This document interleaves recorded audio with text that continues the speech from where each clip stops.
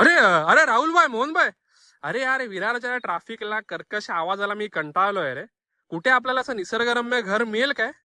अरे भावा, विरार वेस्टला आपले 5 फ्लॅट शिल्लक आहेत निसर्गरम्य वातावरणात.